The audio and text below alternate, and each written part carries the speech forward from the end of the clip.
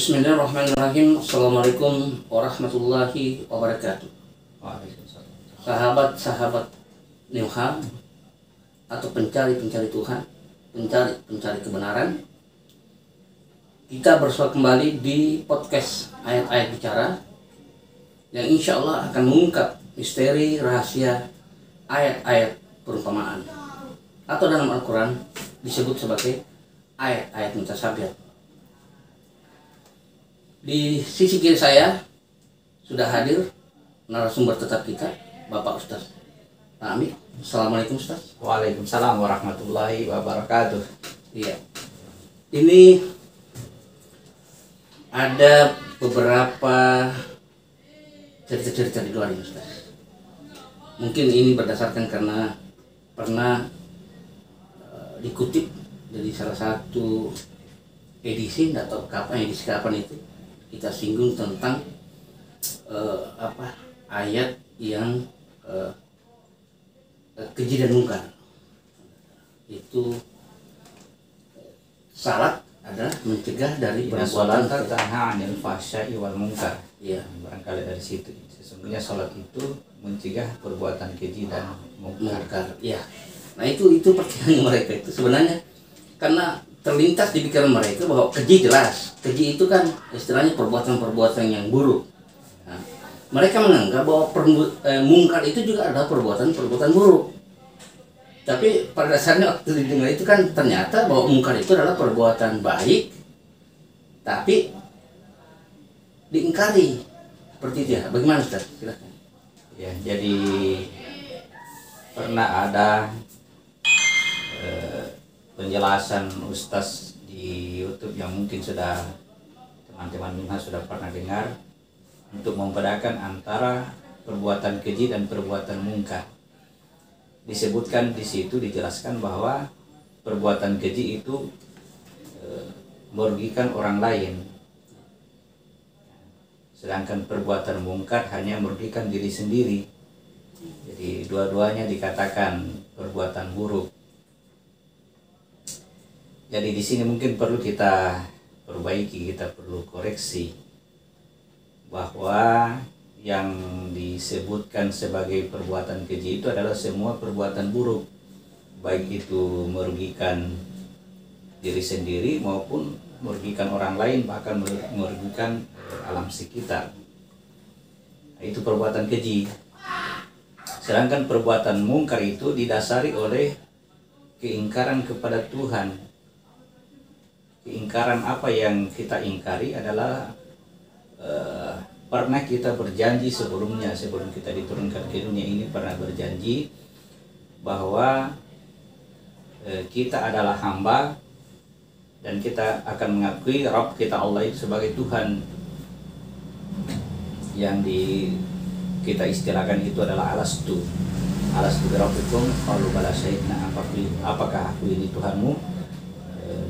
Dia menjawab, betul engkau Tuhanku. Nah, itu kita mengakui bahwa kita adalah hamba.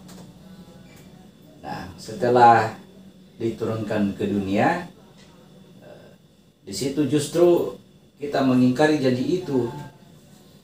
Kita mengingkari dengan perbuatan bahwa secara tidak sengaja kita mengaku sebagai Tuhan. Pada saat kapan itu kita mengaku sebagai Tuhan? Yaitu pada saat kita melakukan suatu kebaikan, kemudian kita akui diri kita bahwa kitalah yang melakukan itu, yang melakukan kebaikan itu. Padahal kita tidak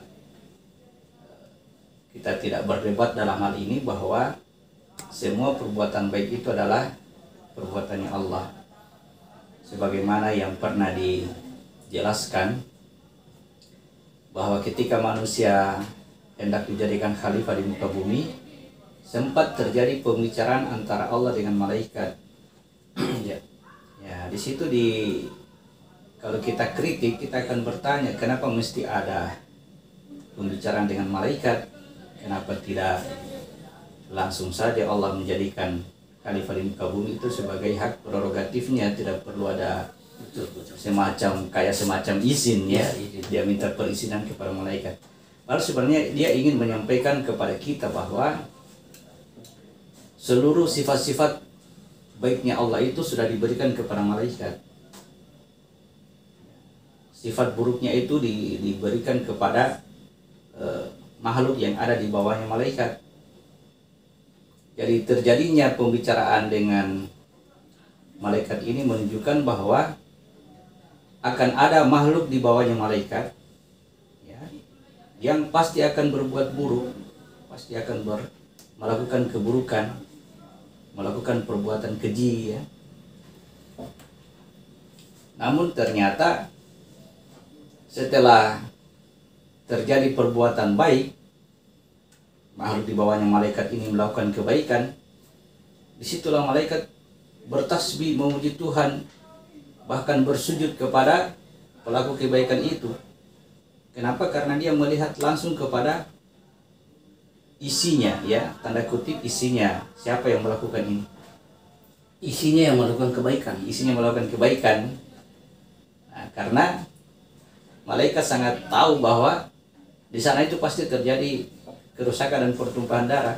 Kok tiba-tiba terjadi perbuatan baik, perbuatan menolong, memperbaiki, membuat dan sebagainya. Malaikat tahu bahwa itu adalah perbuatannya Allah, sehingga dia ketika dalam pengetahuannya diperintahkan bersujud kepada Adam, itu dia langsung bersujud kepada Adam. Karena Adam sebelumnya diajarkan asma, diajarkan bagaimana cara mempraktikkan Asmaul Husna itu di muka bumi. Jadi ketika terjadi satu kebaikan, maka itu adalah perbuatannya Allah. Itulah yang disebut dengan kita ingkari. Ketika perbuatan baik itu kita akui bahwa kita yang melakukan. Jadi perbuatan mungkar itu berbuat baik tapi ingkar kepada Tuhan. Gitu ya. Saya pikir mungkin sudah jelas barangkali. Iya, dan sebenarnya iya, Ustaz. Ironi sebenarnya ini bagi saya karena hampir bahkan saya sendiri sebelum tahu ini kan, Ya. memahami ini, ya hampir kita selalu mengakui perbuatan-perbuatan kebaikan itu, bahwa saya lah yang menolong, si A yang menolong, atau semua kebaikan-kebaikan, bahkan setiap ada ceramah tentang kebaikan yang kita akui kan penceramahnya. Nah, padahal sesungguhnya kalau kita mau berdasarkan kepada ayat ini, sesungguhnya bahwa kebaikan itu hanya dari sisinya. Ya. Ya, jadi sebetulnya tidak gampang kalau kita ingin untuk tidak mungkar kepada Tuhan, itu tidak gampang. Artinya kemungkaran itu selalu mengintai diri kita, karena setan itu pernah berjanji kepada Allah, dia akan mengarahkan manusia itu kepada kejahatan. Kalau dia tidak berhasil mengarahkannya kepada kejahatan, perbuatan keji, maka dia tunggu perbuatan baiknya. Ketika manusia melakukan satu kebaikan, maka setan itu memujinya. Misalkan, engkaulah yang paling bertakwa, engkaulah yang beriman di sini, Engkaulah yang paling beriman. ya, engkaulah yang paling baik. Ya. Nah, itu yang akan kita rasakan pada diri kita. Bisikan itu bahwa kita seakan-akan sangat beriman, sangat bertakwa, sangat baik kepada orang lain. Dan ini yang terjadi banyak, Ustaz. Itulah saya katakan tadi, seluruhnya manusia sangat berat untuk Berat, ya. itu. Berat. Jadi tidak bisa kita. Artinya walaupun saya seperti pribadi memahami hal ini, bahwa sesungguhnya perbuatan baik itu dari Allah. Jadi kalaupun saya berbuat baik, jangan diakui, tetapi itu belum tentu belum tentu saya tidak mungkar. Itu berat, makanya Allah katakan jadikan itu sabar dengan sholat sebagai penolong. Artinya begitu sulitnya itu mencegah kemungkaran. Jadi yang mampu mencegah kemungkaran itu adalah orang-orang yang memang sholatnya itu sudah kuat. Nah, ini yang perlu digarisbawahi di kata sholat. Karena yang kita lihat secara nyata kita sholat di masjid 5 kali sehari semalam dan sebagainya, itu baru mendirikan sholat. Itu perlu dibedakan. Baru mendirikan salat. Mendirikan sholat tujuannya adalah supaya sholat itu ada. Jadi yang kita lakukan mendirikan sholat ini belum tentu ada sholat. Belum tentu ada sholatnya. Ini kita baru membangunnya, kita baru mendirikannya. Artinya kekuatannya itu masih bisa kurang, ya bisa juga kuat. Nah, bagaimana ukuran kekuatan sholat ini? Ya disitulah Allah membuka peluang supaya kita bisa mengukur di mana kekuatan sholat kita dengan catatan perhatikan selalu diri kita, ukur selalu diri kita. Pertama, tercegah tidak perbuatan mungkar, perbuatan apa ini, perbuatan keji, perbuatan kejahatan. Sesudah itu lihat juga apakah tercegah perbuatan kemungkaran. Kalau seumpamanya kita sudah berhasil lolos dari tidak melakukan perbuatan keji, nah itu kita dianggap sebagai umat terbaik. Kuntum khaira ummah, Anda itu umat terbaik. Ta'muruna bil ma'ruf, mengajak kepada yang baik. Nah itu saja tugasnya, karena umat terbaik itu hanya mengajak kepada yang baik. Tapi watansauna 'anil munkar, watanhauna 'anil munkar. Cegah itu kemungkaran. Artinya sesudah melakukan kebaikan, suatu perbuatan kebaikan, ingatlah kepada Tuhan bahwa perbuatannya adalah dari sisinya. Allah ini milik Allah. Ini hanya Allah yang bisa melakukan ini. Jadi kalau kita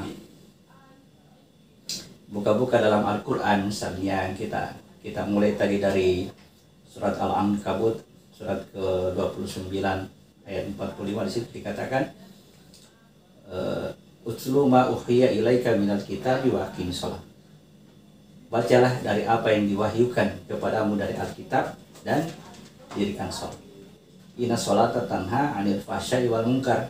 Sesungguhnya sholat itu mencegah perbuatan keji dan mungkar. Jadi di situ perintahnya baca kitabmu, dirikan sholat. Nah itu diperintahkan baca kitabmu, dirikan sholat. Nah kata dirikan sholat ini tergantung kualitas kita, bagaimana cara kita mendirikan sholat supaya ada sholatnya.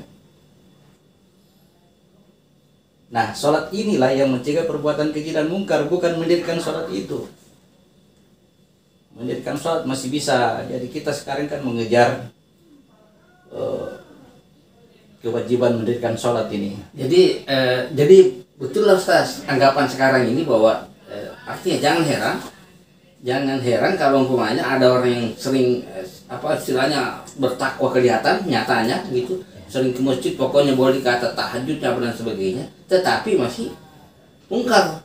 Ya. Karena memang ini baru mendirikan salat. Belum ada salat. Belum tentu ada salatnya. Artinya itu yang bisa mengukur ini adalah dirinya sendiri.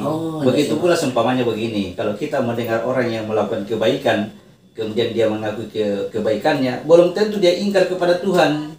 Karena ini persoalan yang ada dalam hatinya. Jadi yang bisa mengukur kemungkarannya adalah diri kita sendiri.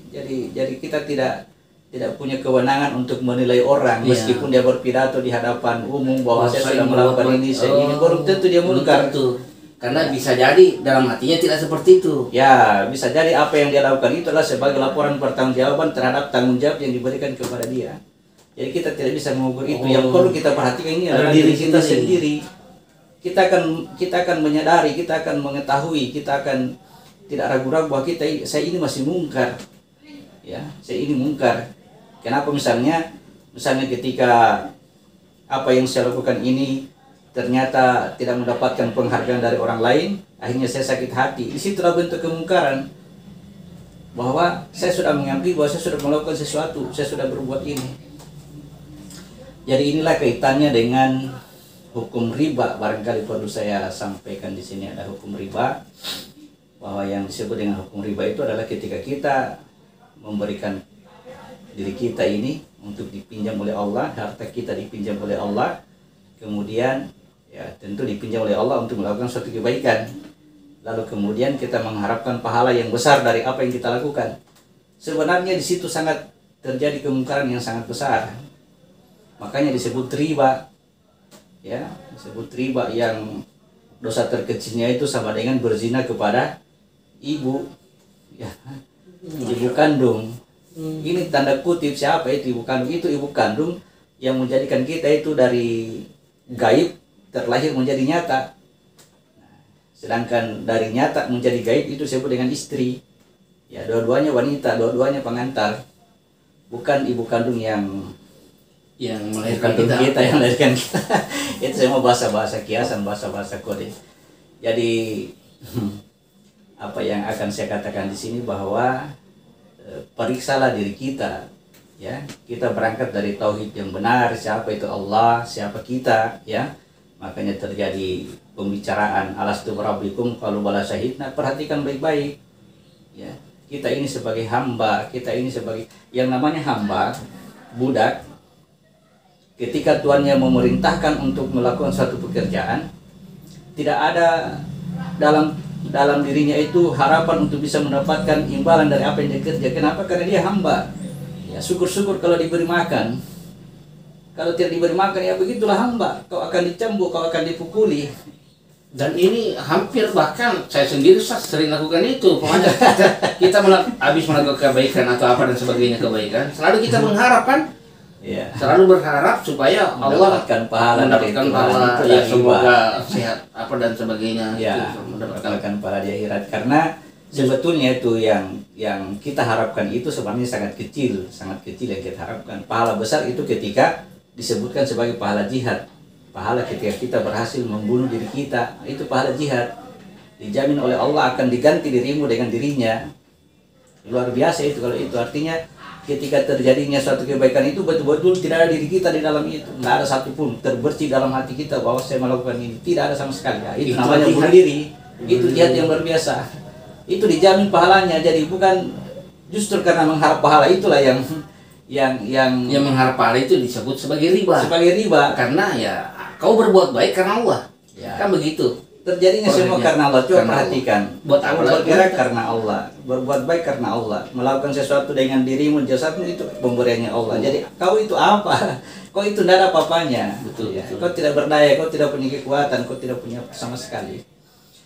Jadi kembali ke tadi bahwa berat bagi setiap orang untuk bisa menghindarkan diri dari perbuatan mungkar ini. Seandainya perbuatan keji yang mau dihindari itu mudah, kita bisa berniat, kita bisa berjanji pada diri kita sendiri, saya mulai hari ini saya tidak akan melakukan perbuatan keji, saya akan berhenti. Tapi kalau perbuatan mungkar sangat berat. Jadikanlah sabar dengan sholat itu sebagai penolongmu. Dalam tanda kutip yang disebut dengan sabar itu ketika kita berhasil mendapatkan pengetahuan ketauhidan, pengetahuan dari Al-Quran tentunya. Sedangkan sholat, alhamdulillah sudah diajarkan oleh Nabi. Praktek mendirikan sholat yang paling canggih itu, yang tercepat untuk bisa mendapatkan sholat itu adalah dengan mencontoh gerakan Nabi. Jangan ditambah-tambah. Tetapi persyaratan untuk bisa sampai kepada sholat yang sebenarnya dari mendirikan sholat ini diingatkan dalam Al-Quran. La taqrabus sholata wa antum sukara hatta ta'lamu ma taqulun. Jangan kamu mendekati sholat dalam keadaan mabuk sampai kamu mengetahui apa yang kamu ucapkan, apa yang kamu katakan. Kata mengatakan ini bukan ngomong, bukan hanya ngomong, tetapi apa yang kita perbuat, apa yang kita lakukan. Jadi dengan memahami apa yang kita ucapkan, apa yang kita kerjakan di dalam sholat kita, itu yang lebih cepat mendekatkan kita kepada untuk bisa mencapai sholat itu atau memiliki sholat. Jadi memang betul bahasanya, karena perlu dikoreksi juga. Sering ada orang mengatakan atau bertanya, saya sholatnya ini seperti ini, apakah sholat saya diterima? Jadi pertanyaannya, untuk apa sholat itu diterima? Apakah sholat itu sebuah pemberian? Apakah sholat itu sebuah persembahan kepada Tuhan? Yang kita paham selama ini dalam bentuk ruku dan sujud itu berarti kita bersujud kepada Tuhan, rukunya kepada Tuhan. Apakah ini diterima? Bukan persoalan diterima, ya. Persoalannya bukan diterima. Persoalannya itu yang kamu lakukan ini bisa menghasilkan sholat atau tidak. Kalau mampu, kalau yang kita lakukan, yang kita dirikan ini mampu menghasilkan sholat, maka sholat inilah yang akan mencegah kita dari perbuatan keji dan mungkar.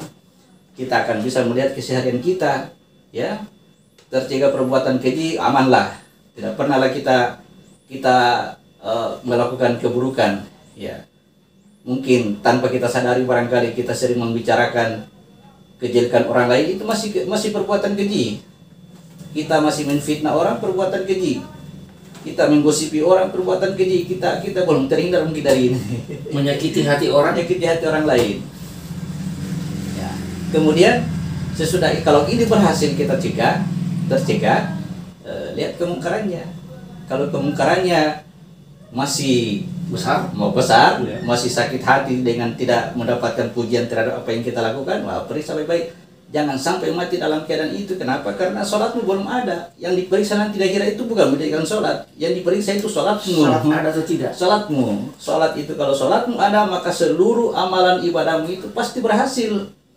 Kenapa? Karena ketika melakukan amal ibadah itu tidak ada kemungkaran di dalamnya. Dipahami ya? Dipahami. Karena yang bisa menjadikan amalan kita itu berhasil, mendapatkan kembali kepada diri kita adalah sholat itu tadi. Jadi mungkin prosesnya begini, Ustaz. Ya. Jadi untuk sahabat-sahabat Mimah, pencari-pencari Tuhan, jadi mungkin prosesnya begini.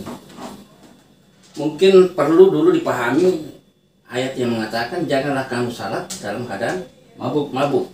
Artinya sebelum salat memang harus dipahami apakah pada saat salat ini apakah sudah apa yang saya lakukan ini benar atau tidak. Jadi semua setelah itu kan prosesnya. Setelah tahu itu baru namanya mendirikan salat. Ya. Nah, mendirikan salat ibaratnya kalau kita membangun rumah kan baru bangun pondasi. Belum rumahnya kan baru mau merencanakan memiliki rumah, baru bangun rumah. Ya, sama dengan ini barangkali. Jadi prosesnya mendirikan memahami dulu apa yang dilakukan supaya tidak salat dalam keadaan mabuk.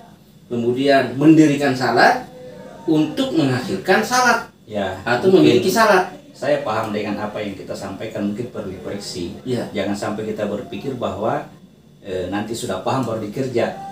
Ya. Kan ada seakan-akan mengarah ke sana. Itu Rasulullah sudah mencontohkan bahwa dengan mengikuti Nabi, gerakan Nabi ini itu pengetahuan dasar. Oh, bahwa salat itu begini gerakannya. Mengangkat tangannya begini, perbaiki semua caranya. Kemudian nanti muncul pertanyaan, ini sebenarnya saya kerja ini apa? Ya. Kenapa mesti angkat tangan begini? Kenapa rukunya begitu? Kenapa sujudnya begitu? Itu nanti muncul pertanyaan sehingga menarik dia untuk mencari pengetahuan tentang itu. Maka mulailah belajar tentang sholat itu. Kenapa ya Nabi mencontohkan hal begini? Ya ini kan yang terjadi sekarang. Apapun yang dicontohkan oleh Nabi, kerja, jangan bertanya, itu persoalan. Sehingga kita kerja, kita tidak tahu, yang penting ikuti saja. Itu yang saya masuk, ini mabuk-mabukan ini, kalau begini, mabuk-mabukan. Padahal harus dipikirkan. Harus dikerja, makanya dalam perintah Al-Quran, diawali dengan kata, Utlu ma uhiya ilaika minal kitab. Bacalah dari apa yang diwahyukan kepadamu dari Al-Quran. Artinya pelajari itu. Jadi dengan mempelajari Al-Quran ini, kita akan paham kenapa sholatnya Nabi begini. Kan sampai muncul pertanyaan misalnya, ternyata Al-Quran itu tidak lengkap. Kenapa? Karena Al-Quran tidak pernah mengatakan jumlah rakaat salat maghrib itu 3, salat isya itu 4, salat subuh 2, salat zuhur 4, salat asar 4. Tidak ada pengetahuan. Saya pikir kita belum paham seluruhnya Al-Quran.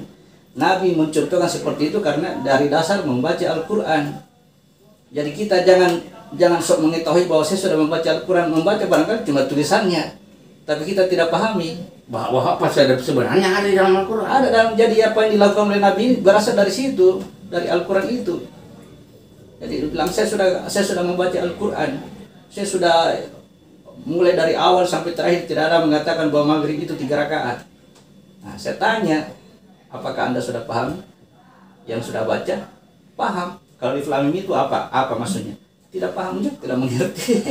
Kalau tidak mengerti berarti siapa tahu saja yang dituntut oleh Nabi tadi ada di ayat itu, alif lam mim, alif lam ra, mana kita tahu.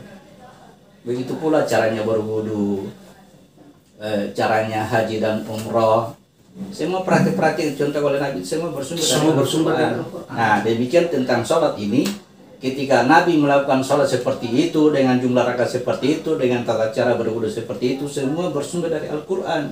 Maka mari kita gali, mari kita dekati Al-Quran. Jadi sambil kita mengikuti apa yang dicontohkan oleh Nabi, sambil kita pelajari beriringan.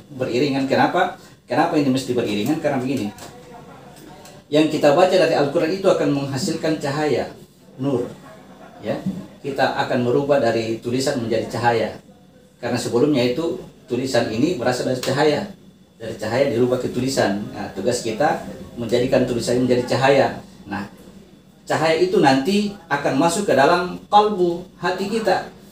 Dengan catatan harus mendirikan sholat baru bisa masuk. Jadi yang membatasi antara ilmu dengan adab, amal, itu adalah sholat. Jadi kalau mendirikan sholat ini, menjadikan ilmu tadi sampai kepada kalbu, sehingga kalbu inilah yang akan mengontrol jasad kita. Ya, jadi kalbu yang disinari oleh firman Allah, maka kalbu itu jasad ini akan dikontrol oleh firman Allah. Nah, disitulah dibahasakan bahwa qulubul mu'minuna baitullah. Kalbunya orang beriman itu adalah bait Allah. Kenapa bait Allah? Karena seluruh perilakunya itu adalah perilaku Allah. Dengan catatan dia sendiri tahu bahwa dia tidak mampu berbuat apa-apa. Nah, baru lengkap bahwa akan tercegah perbuatan mungkar. Luar biasa saja. Jadi memang ini saya kira apa yang kita bicarakan malam ini, mudah-mudahan setidaknya saya sih berharap gitu ya, supaya teman-teman sahabat-sahabat yang di luar sana itu bisa dengan adanya ini bisa lebih memahami. Ya, anggaplah pembicaraan kita malam ini sebagai motivasi, untuk bisa mempelajari sholat kita. Ternyata Al-Quran itu dari mengungkap misteri rahasia ayat-ayat perumpamaan. Ternyata ayat-ayat yang dalam Al-Quran itu semua bercerita, hampir seluruhnya saya katakan bercerita tentang sholat. Karena sholat inilah yang menjadi penolong kita terhadap seluruhnya, bahkan ya seluruh aktivitas kita. Untuk bisa tercegah kemungkaran, hendaklah kita memperbaiki cara kita mendirikan sholat supaya bisa mendapatkan sholat. Maka rajin-rajinlah untuk membaca kitab. Jadi di kedepannya ini kita akan membahas terus bagaimana praktek sholat yang diajarkan oleh Al-Quran melalui kisah para nabi itu. Ya, sampai kita yakin betul bahwa betul kata Nabi, as-sholatu mi'rajul mu'minin. Sholat itu mi'rajnya orang beriman. Kita tidak akan ragu kenapa memang terjadi mi'raj. Kalau tidak mi'raj tidak bisa didapat itu sholat. Kalau bahasa umum dia katakan Isra Mi'rajnya Nabi itu untuk mendapatkan perintah sholat. Itu betul. Artinya untuk bisa mendapatkan sholat itu bagi kita mesti ada mi'raj. Nah, yang kita dirikan ini barulah mendirikan sholat, dirikan sholat. Jadi pesan saya barangkali sebelum kita menutup ini, mungkin lakukanlah apa yang dicontohkan oleh Nabi. Perbaiki prakteknya, ikuti hadis-hadis, tapi dengan catatan jangan lupa untuk mempelajari Al-Quran supaya kita bisa mendapatkan pengetahuan tentang sholat itu. Ya. Jangan berhenti sampai asal sudah kerja selesailah. Ya, atau saya bisa tambahkan Ustaz bahwa jadi saudara-saudara kita yang ada di luar sana, sahabat Mimha, termasuk saya, itu artinya betul-betul kalau Al-Quran itu bukan hanya sekedar dibaca. Ya. Nah, jadi betul-betul Al-Quran itu dijadikan sebagai petunjuk. Ya. Jadi bahasanya Ustaz tadi itu bahwa Al-Quran tadi ini adalah awalnya dari cahaya, terus dirubah menjadi tulisan, dan kita berharap tulisan ini kita baca, kemudian menjadi cahaya, supaya menjadi penerang bagi kalbu. Dan kalbu ini yang mau menggerakkan jasad kita, ya.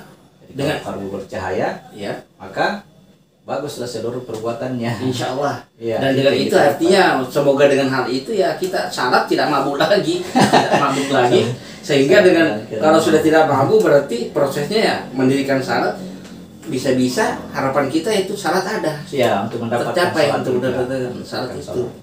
Ya. Walaupun tadi bahasa Ustaz itu jadi betul kemungkaran itu agak sulit sekali karena memang harus ada salat baru kemungkaran itu bisa bisa tercegah. Saya kira begitu, Ustaz. Jadi mudah-mudahan apa yang kita sampaikan malam ini berkah buat saudara-saudara kita yang ada di luar, dan untuk saya pribadi dijadikan acuan, jadikan inspirasi untuk kita semua. Dan lagi-lagi itu jangan jadi mulailah kalau mulai saat saya ini kalau bisa ya jangan hanya sekedar baca, jangan hanya sekedar baca, tapi apa bahasanya Ustaz, jangan sampai menggerak-gerakkan atau membunyi-bunyikan ya, membunyi-bunyikan saja ya. Tapi yang namanya membaca itulah berusaha memahami, berusaha memahami, dan dengan memahami itu mudah kita bisa dapatkan ilham dari sisinya. Saya kira untuk malam ini kita tuntaskan dulu, Ustaz. Ya, terima kasih. Kami ucapkan Assalamualaikum warahmatullahi wabarakatuh. Waalaikumsalam.